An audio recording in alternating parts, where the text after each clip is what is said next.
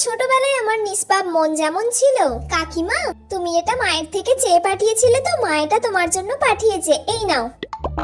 আয় তুই দুটো চকলেট নিয়ে যা। চকলেট? এই ছুটকি, তোর মা আমার নামে বাড়িতে কি কি বলে রে?